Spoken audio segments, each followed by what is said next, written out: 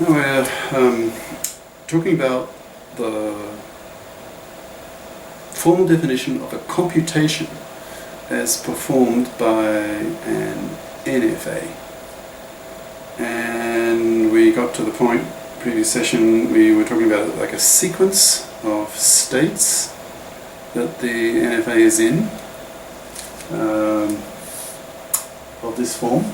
So these are states of the NFA, right? Starting at 0 and then 1. Each step, if you like, corresponds to the reading, I suppose, the reading of an input symbol. Okay, so I'll just read it out. So we can write the input string W as a sequence y1, y2, ... ym, where each yi belongs to the sigma eta, okay, that augmented language, and a sequence of states. Here's your sequence, okay, exists, and with three conditions on this sequence of states. Well, the first one is fairly common sense, right? The first state has to be the start state. So you'll put R0 is Q0, right? And these other ones, they are the result of your transition function from the previous state, right? So your Ri plus 1 will depend on what the state was before, one step before, so Ri. And the incoming input symbol. Now this could be, it's not just one of your alphabet sigma, it could be that, one of those elements. It could also be an eta, right? That's why we talk about y. And why these y's are members of the sigma eta, that augmented alphabet, right? Now remember that these deltas here, they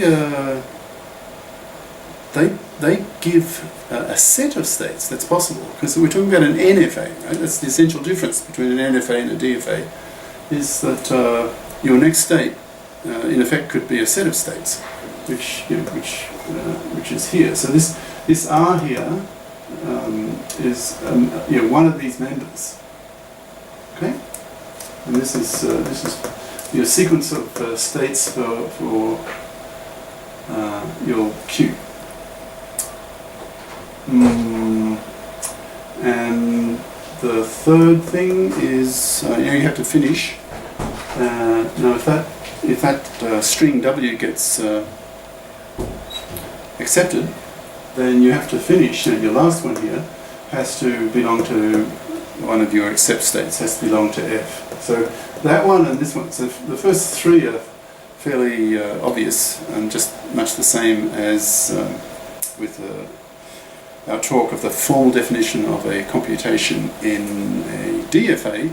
What's different and quite a bit harder to understand is what's going on here in transition. So the delta here now is giving you the possibility of a set of states, not just one. Okay, so it's more subtle, which is what is being said here. All right. So just sort of comment. Well, yeah, it's worth, because it's fairly. It's not trivial, so let's maybe go through it again, maybe in a bit different words. Okay, so condition 2, we're talking about this. Okay, so this next state, one of these in here. So we're now at step I plus 1. Right? We're trying to calculate what this next state of the machine, the NFA, will be. Well, it'll be some function, it's a transition function. It'll depend on its previous state, Ri, one step before, and the next input symbol coming in, where, be careful, that input symbol is not not just a member of the alphabet capital sigma, it could also be the eta. Okay? That's the way I use y. And so depending on, you look at your transition table for your delta, and that will, this could be a set of states, not just one. Okay? Which is, same here, is the set of allowable mixed states. Right? That's what this returns in a sense. Okay?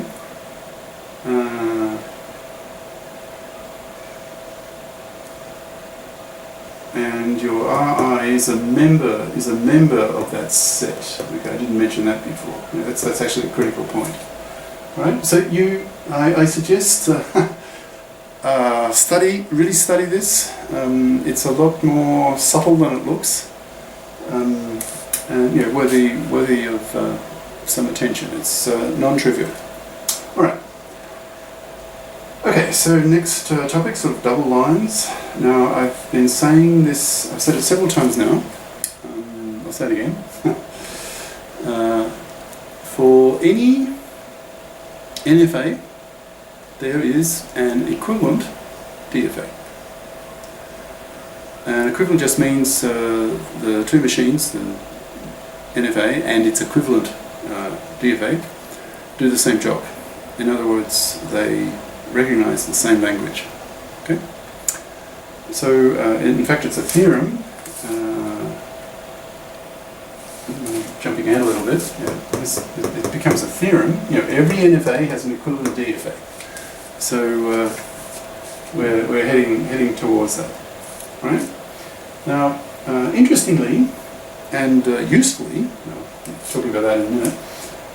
DFAs and NFAs, they recognize the same class of languages, like the same category or family of languages, the same type of languages, if you like.